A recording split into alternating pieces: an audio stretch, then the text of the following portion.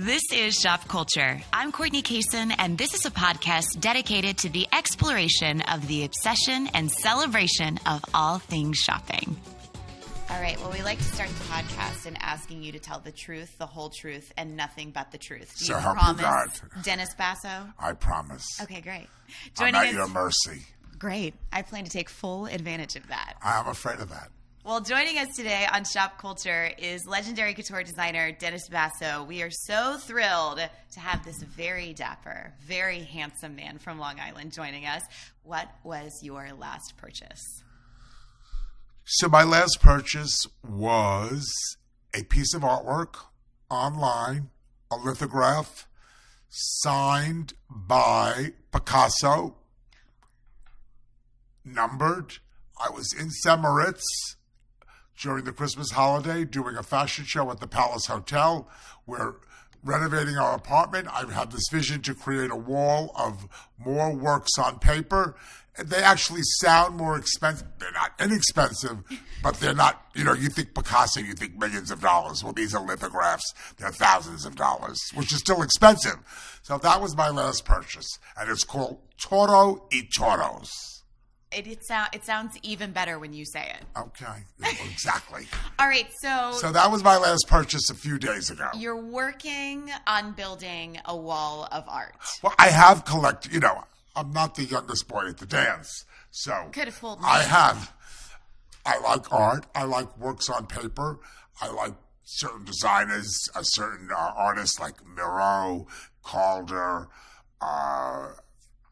Dubuffet, Dali. So I've collected these pieces of artwork over the years, and now we're doing some renovation in our apartment, and I saw this somewhere else, I can't take full credit, where instead of having one photo here or one piece of artwork here, the whole wall was many different size pieces of artwork, like a huge collage of multi-artist artwork.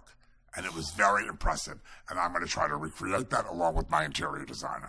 So do you email your interior designer like a minute after this purchase saying, hey, we're going to need some new track lighting? Why I'm allowed to be a little different than his regular clients, because I am a designer. So he knows if it's a big deal, I'm not doing it without asking him. But I know that what I purchased, he would like. So you're married. How long have you been married? Married. Married, did you ask? Yeah, married. I'm married. Together with Michael this year, 28 years. Oh, my gosh. And we've been married. Actually, this will be the 8th year coming up in November, so 7 years, really. Oh, congratulations. That went by in a snap. In a blink of an eye. How long are you married? I am married 4 years. Right. That's pretty quick, too. Yeah, blink of an eye. We're still together. 2 renovations later. We still got it. You're right. Well, so with Michael and your new purchases, are you, with this piece of art, are you guys side by side on the internet? No, he was skiing and I found this and I bought it.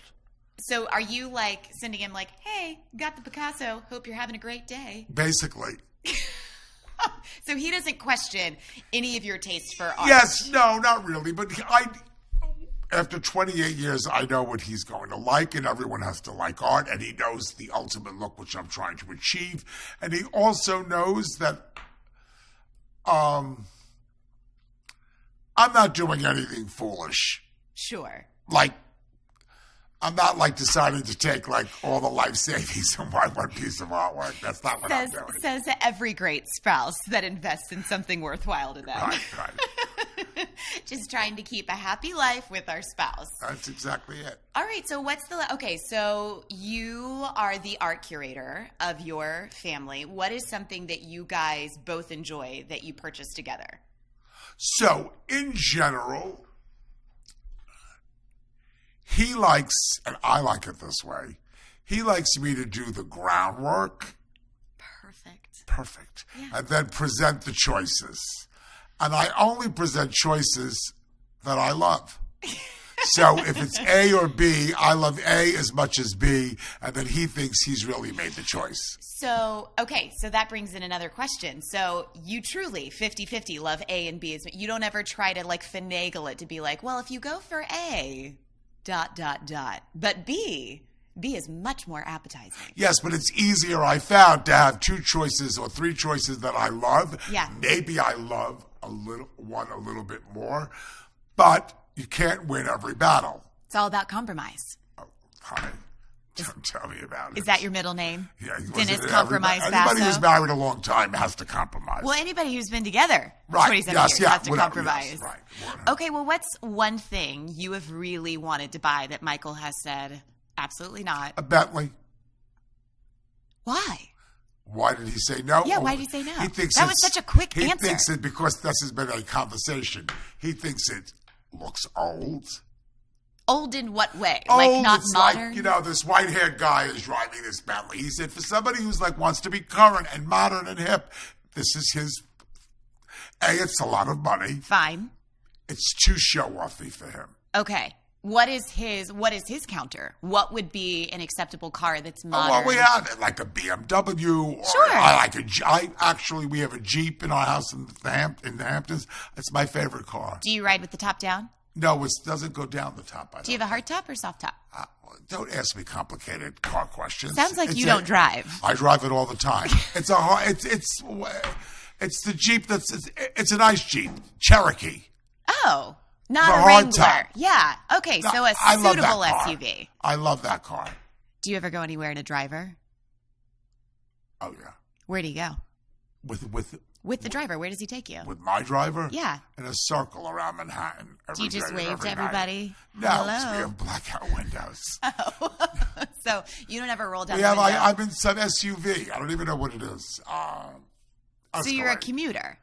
What? You're a commuter. Well, what do you mean? Like with your driver, you commute in the city. He picks you up and takes I'm, you. doing a million things, going from my factory to my showroom to my office, shopping, haircut, home, back out to dinner. How would you describe your haircut? I'm looking at it right now. So interesting that you asked that question. I've had the same hair cutter, probably longer than you're old. I am 33. So I've had this guy 32 years. Amazing. Okay. So I was one, but you guys became best friends. We can't swear, so swear word. Oh, you can say a swear word. Swear word, retired. He retired. I knew it wasn't a good sign when your hair cutter is wearing glasses to cut your hair. I thought, I have to move on to something younger and hipper. You lost a little trust. So, I just thought this is this is not the youngest look. Okay. So anyway, he retired. Sure. And he recommended me to a guy there who cuts my hair. But I have very good hair. You do Even have good hair. A bad haircut Uh-huh. looks okay. I would say you are a top-notch guy. My dad at 85 died with this exact same head of hair this way. I got to tell you, locks for days. What do you use? What? What do you use? Well, nothing. I mean, I actually like every cheap smelling shampoo. So I go to the big drugstore and I open them up to find the one. Like a Suave, a Pantene Pro V? I don't even know the brands, but anything that smells like citrus, pineapple, whatever. I do, though, sometimes. Okay. They gave me, and I love it. It's a huge thing. Do you think... Philosophy. Yeah. I don't like any shampoo or body soap that smells like food. I don't want gingerbread shampoo. Sure. I don't want that. I want that in my belly, not on the head of my hair. I want lemon something. Effervescent. Right. I like spa. fresh. Right. That's what I like. I feel you. Yeah. All right. So you're like a drug. I actually have no problem using a bar of soap to wash my hair. I find that troubling on so many levels now that I'm on a beauty channel, but I will accept your answer. answer. I have good, thick, white hair. It's not yellow. Every once in a while, I have that shampoo. The Purple Nexus shampoo. Right. Well, something. I don't know. Michael buys that. He's in charge of the shampoos, but he buys good shampoo. I go on my own. I come out of Dwayne Reed or CVS. Yeah. With every purple or bright yellow, everything that's bad. So you're a drugstore beauty. You just prefer No. all. He is holding his hands up. For my shampoo. Okay. But for my skincare, Yeah. I'm in Bergdorf Goodman only. Okay. What are you using? I'm a La Prairie boy. Okay. Head to, you know. Yeah, head to toe.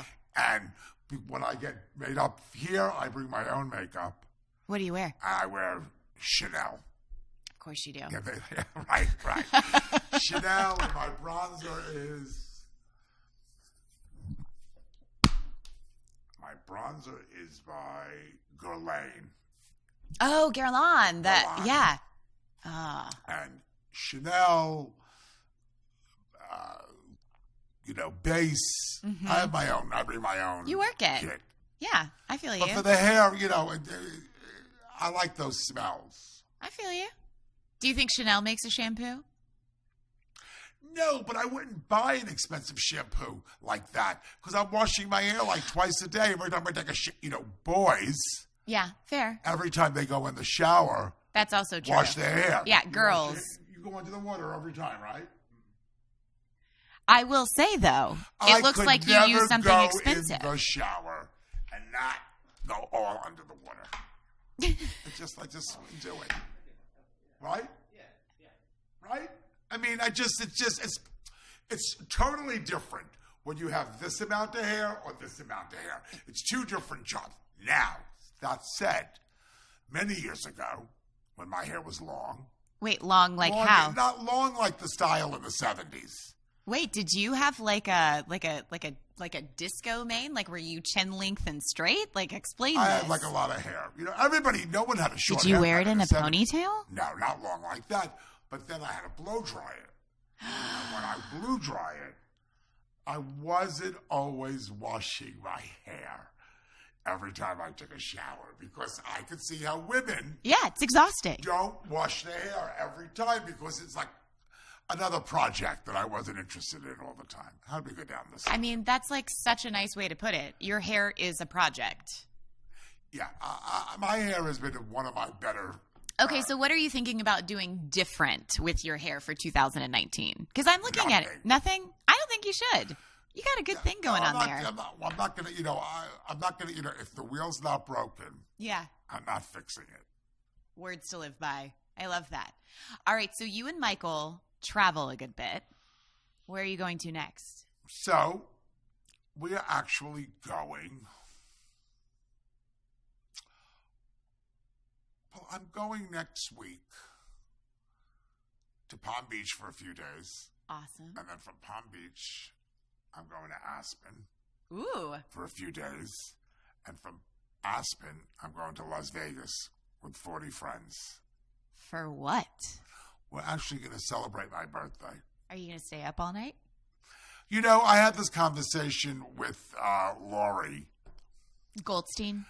No, Lori yes, okay. who works with me. Our group of friends are all like married couples. So, I mean, we're staying up, but it's not like, I don't think it's going to remind me of the trip when I went there 30 years ago, single with my friends. Yeah. And we lost some people along the way during the course of the night. I don't think that's happening. Lost some people along the way. That is a great way of putting it. They didn't join us for all the festivities. So what are you guys doing in Las Vegas? Are you going out to some great dinners, seeing some shows? We're going to dinners. People are giving lunches. There's a whole 3-day wraparound story. People are okay. So let's talk about people giving lunches because you run in a circle where people give lunches for groups of people. I have friends who we have one friend who's giving a dinner for me. Lovely. For 40. Yeah. The next day, another 2 couples are giving a lunch. Amazing. And then that night, another 2 couples are giving a dinner. I need to ask you this only because I was a part of this birthday celebration one time with you at the Sunset Tower Hotel in Los Angeles. That was right. Where Neil Sedaka just got up and performed. And Neil Sedaka, for this birthday, is flying from L.A. to Las Vegas to perform at the black tie dinner that we're hosting. Okay, He's one of my good friends, though. How do you top that? Because you were in a pretty fabulous. I love Neil, but J-Lo would be okay. She'd be fine. She'd be like a welcome addition. Have you dressed J-Lo yet in anything? Oh, yeah. I just dressed her for the cover of her new album called Dinero. She's wearing all my furs. Oh, my gosh. So do you, like, who would you say out of all of your clients spends the most money? So years ago, the celebrities were that, but today it's the private person. The celebrities don't really buy. Really? Okay, they're just borrowing? They borrow with the stylist. It's different. It's private clients, Okay. well-to-do private clients that no one even knows about. And so when somebody like J-Lo calls, I'm sure it's her stylist, gets in touch with somebody from your end. Right. They see everything online, and they say, we'd like to see style 32, style 41, style 18 from the 2016 collection. Yeah. And then you take it, you send it to the stylist. You very rarely see the celebrity. Have you gotten to see J-Lo? I have, but not in that situation. Okay. Who's your favorite celebrity that you've worked with? That I've dressed over all the years? Well, one of my favorites was many years ago. I dressed Elizabeth Taylor. So that was sort of fun. That was sort of like and I was much younger and very nervous, and that was exciting. And I'd be dressed over the years Joan Collins many times, but she's like a friend. Where Elizabeth Taylor, I would not say that she was my friend. But Yeah. Joan Collins' phone number is in my phone. I mean, we're friends. Do you ever hang out in St. Tropez with Joan Collins? Yes, actually, many times. Where do you go in St. Tropez? Well, we've actually been, there's a where I told you to go, Sank on Sank, Club 55. The best. The hottest place there, people's private homes. She's good. She's a real glamour queen. So when you go on these vacations, I love because you are a foodie at heart, and you and I have done some food pieces together and talk often about food. Where do you think your favorite place in the world is to eat? Like, where will you go to pay for the experience of just that? So I think it's impossible to get a bad meal in Italy. Okay. The food in the airport is delicious. Do you eat French fries on pizza? No, they don't have that in Italy. Everywhere I went in Italy, I saw French fries on pizza. Swear. I, couldn't believe it. I don't Do you know think I'm that. going to, back alley places? Like, I was You're in the going- wrong part of You're town? going to some bad tourist spot, girl. I don't think I was in a tourist spot. I mean, I'm that's joking. good to I know. don't know. I never had that. But I think it's hard to get a bad meal in Italy. But, I just left Switzerland, and St. Moritz has amazing food. Today, actually, years ago, London, England, was known for having the worst food in the world. And now, some of the best restaurants in the world Yeah. are in London. So, really, you could get great food everywhere. You could get great Indian food, Chinese food, Japanese food, Italian food, French food in almost any city you go to. What do you think is the most expensive food, the most pretentious food? Well, the most expensive food would be our truffles. Is right up there. Oh, my gosh. And they shave them and then they weigh it, and it's like to have some truffles on a bowl of pasta, it's $150, which is a little ridiculous. Do you prefer black or white truffles? Well, I like white, but I can't get past paying for it. So for me, I know what it tastes like. It's good. I'm not like, oh my God, I have to. And of course, caviar. I like caviar. You like a caviar. What do you eat on your caviar? Caviar on pasta actually is very good. What? Really? Pasta, al dente, Fine. melted butter, Of course. and then big tablespoons of caviar on top of that. What does caviar taste like? You don't know what caviar? You ever tasted it? I've never tasted it. I have to tell you, the appearance kind of creeps me out a little So bit. it's a taste that we're going to have to get some caviar and have it together now. The only thing that I'm makes on sense. that. Okay, great. I'm not saying that. I'm going to make here that for happen. it. I'm here for So it. I think it's an acquired taste, but it's not like, ooh. Do you know what I mean? Like some exotic food is like it's not like that. It's not like that. You put it on a little Bellini, you put some creme fraiche, which is like a sour cream. Sure. So a little bit of chopped onion or scallion or chive. I'd like a little right now. Too bad I would have brought some. We would have had it, all of us. I mean, today could have been my first caviar experience. I order from Caviar, the food delivery service. But I haven't had caviar. Do you guys get takeout in the city or do you always cook? No, we do a fair amount of both. Yeah? Do you go to the grocery store every week? In the Hamptons, yeah. I go to the grocery store because it's the weekend. I want to go. I like touching the food. I like to see the food like that. If we're doing a big party, I want to do the shopping to see what's what. In the city, I'm working. I'm here. I'm going to my office. I'm coming to QVC. I don't really like, if I'm at work and Michael's home and our housekeeper's gone, he'll say, go to Cinderella and get blah, blah, blah, blah, blah. Does Michael cook? Michael's a very good cook. Are you both equal caliber cook? Yes, but chefs? he is cooking more than me. He's a precise cook. He's like making beef bourguignon, opening up the recipe, following it dot by dot. I'm a little bit more just only cooking what I know. Do you think that's like the Italian in you? That Maybe, like you but he's Italian. Oh yeah, he is very Italian. Italian American. He's very. But he's a very good baker also. He makes an amazing Italian cheesecake. Amazing. Well, I'm not upset about that. Amazing. A little dollop of caviar on there. Yeah, It'd maybe. be perfect. Why not? All right, well, let's talk about some of the things that you've purchased that you – okay, so you're renovating your apartment. Why did you decide to do it? Well, if I didn't want the paint to fall in my eyes, it needs a paint job. Okay. I've lived there 28 years in this apartment.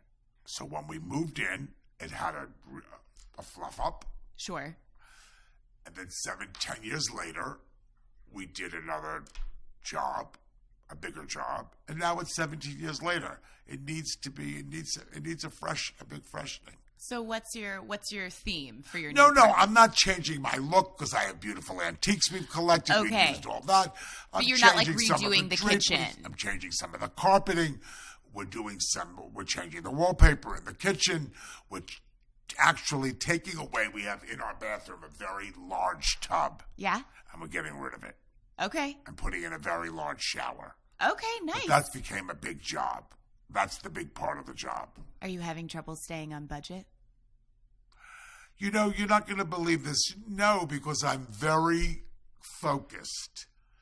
And we don't have the biggest budget, and we don't have the smallest budget. Yeah. So if you have a realistic budget of the category that you want to be in. Yeah. It's easy to stay in budget. Yes. And I have friends who are doing their house, and they can't stay on budget. But they're actually, I believe, insecure. Okay. I tell them that. I don't need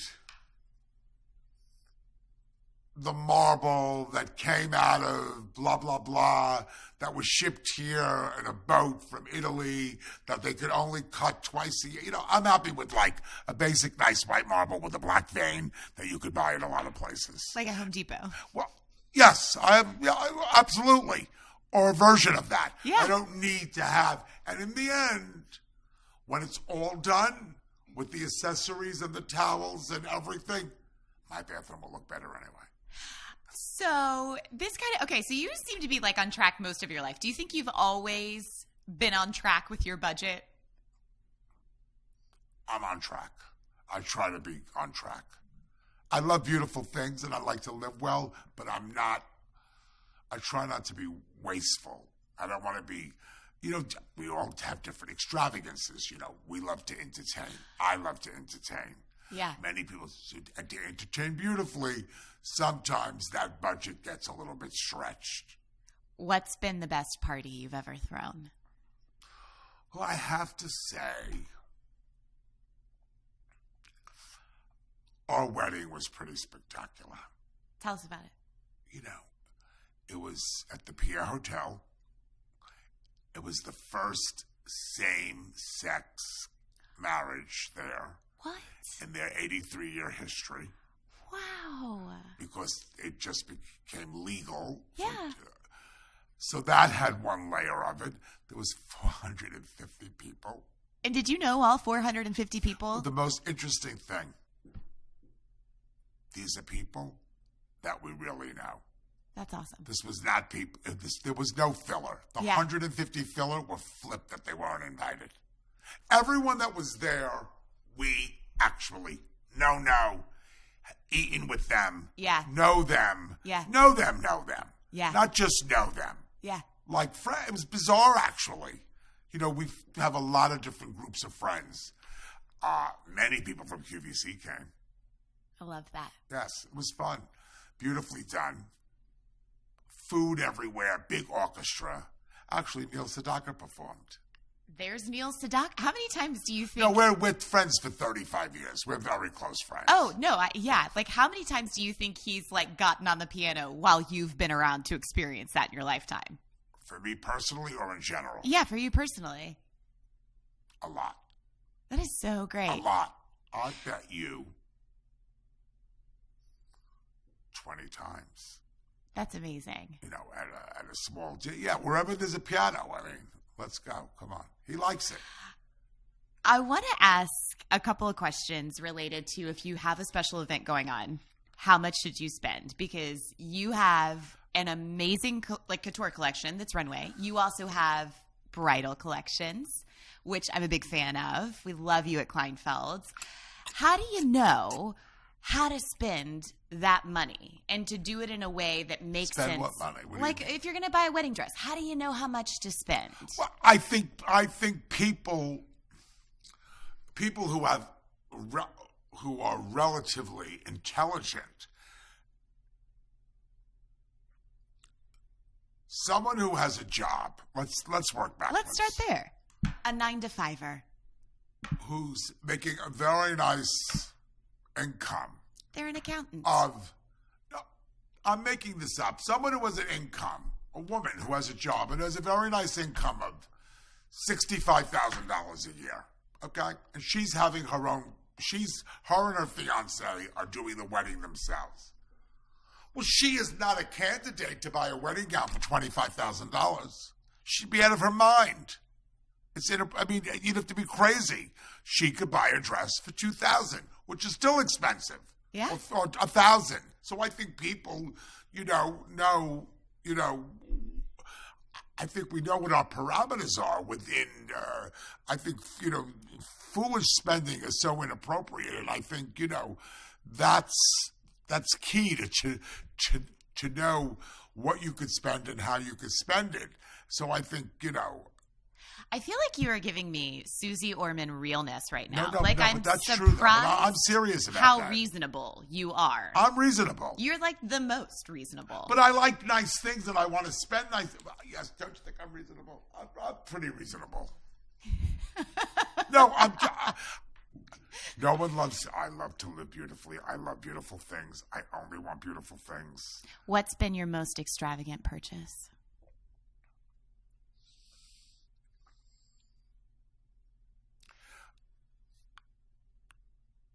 I'm going to say it, and then I'm not going to answer any further details.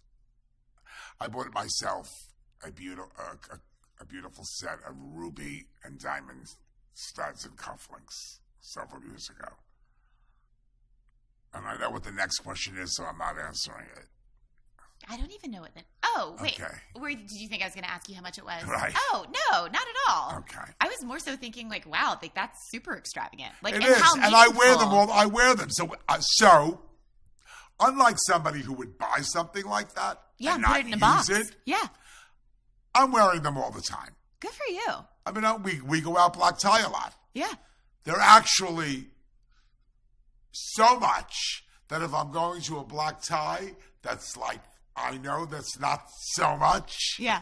I'm not wearing them. I'm wearing another set. So it has to be black tie, black tie. It has to be wearing with a group that's right. Otherwise, I'm wearing little plain onyx and diamond ones, which are very beautiful. Sure. I have a few sets. I tell you, I'm not the youngest boy at the dance, so I've gathered a few things over the years. I mean, it sounds like you might be the best looking guy at the dance with those diamonds and rubies. Jesus. I mean, okay, well, what have you spent the least amount of money on that brings you the greatest amount of joy?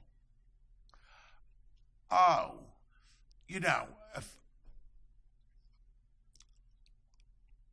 I like to find like a great sweater that's been like marked down on sale, blah, blah, blah, blah, blah, and like Brooks Brothers. So some cash. So I'm not the person who's buying the cashmere sweater that's $1,600.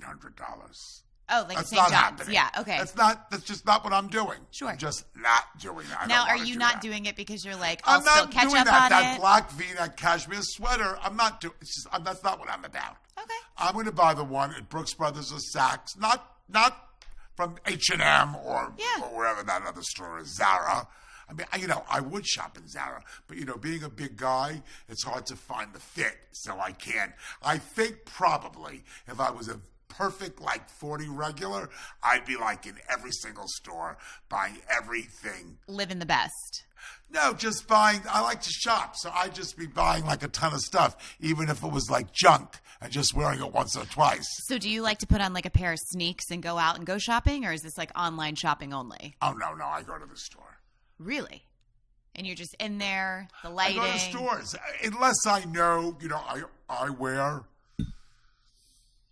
Ralph Lauren polo shirts and Izod polo shirts and Ralph Lauren shorts, khaki and white, not a lot of colors, Yeah. So I know what fits me and I know the style I want, so I don't need to go to the store for that. I could go online, say, this is my size, this is this, like that. But, I'm not buying ties and this and that. I also have a tailor, so all my suits and jackets are made. Do you ever make your own clothes? No. Does that sound terrible? I don't want to do that. I'm not a tailor. Fair. I'm a dress designer. Yes, you are. Right. A really good one. It's a big difference. Okay. There's a huge difference. Yeah. Two different things. Well, I love that you like to get out there in your sneaks and go shop. Do you love a one-day sale? Do I what? Do you love a one-day sale? A one-day sale. Yeah, I'm not necessarily following the one-day sale, but like when we're in the Hamptons, I'm like very busy walking through Kmart and TJ Maxx. You are a Maxxinista? Well, I like to, yes, I like to look around. You like to peruse. But I'm addicted to home goods. Oh, tell me more. That place is just a treasure trove. Yes, because if you really know what you're doing, you could really find some amazing. There was no reason to ever buy a glass hurricane anywhere. I mean, there's no reason anywhere else but there. Why would you go to Neiman's or Saks or even Williams-Sonoma or whatever and buy when you could find one there for $16.95? I have zillions. I mean, I've actually gone to when I've had in between shows. Yeah. And I'm like far away from home. Yeah. I've gone to like all of the different home goods in this general It's like where area. you feel most at home. You have to try the home. Have you been to the Home Goods in Devon? Yes, because I had rented a house here last summer. Oh yeah, I remember. In Wayne. Not Wayne. St. David's? Villanova? I love that you're a Home Goods guy. I want to, in everything I do, you're going to love this expression. Okay. I like the whole buffet. Of course you do. Right. I want to go here. I want to go here. I want to go upscale. I want to go downscale. I want to eat the hot dog from the wagon on the street, and then I want to go have caviar at La Grand Wee, the fanciest restaurant in New York. I want to go. I want to do everything. I love that about you. My favorite destination here when I'm here is Outback Steakhouse. Yes. Oh my God, they have the best ranch dressing on the planet. It's good there. The food is good there. I'm a big Outback fan. What is your dinner order? Well, I love the prime rib, but the prime rib is very high in calories. So, sure. So we do delicious. just like I try to get the small filet. one. What? Like the filet or filet like an is Alice Springs chicken. You cannot have that blooming onion. Oh, it's like 1,700 calories. I mean, I wouldn't even think about it. I know, and it's like $4. Let's discuss what nerve now that they put calories next to everything you buy. It's really informative, rude. but it's like really discouraging. Right. Like I didn't realize I was going to have 5,000 calories at dinner. I thought I was just here for great conversation and delicious steak. Right. You ass. Like that's how I feel about Outback. It's sort of the worst. Mm-hmm. I'm so glad you love Outback Steakhouse. I love chain restaurants. Yeah, I mean, I'm okay. Yeah, I mean, yes, I don't know. I'm not going to use the word love, but I do like a Cracker Barrel. Oh, the Cracker Barrel is the best. Dennis Basso. They have a gift shop at Cracker Barrel. They also have books on tape still that you can rent and take with you on your destination, which is amazing. Wait, what do you order at the Cracker Barrel? Are you breakfast only, or do you like a nice country dinner?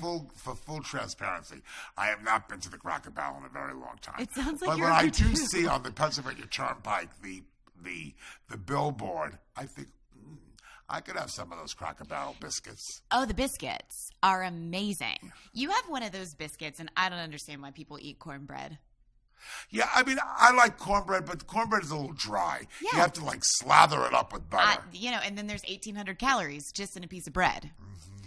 All right, Dennis, we wrap this up with one last question. Come on. What is your next investment purchase after your Picasso? Well, just for clarity, the Picasso was like a purchase.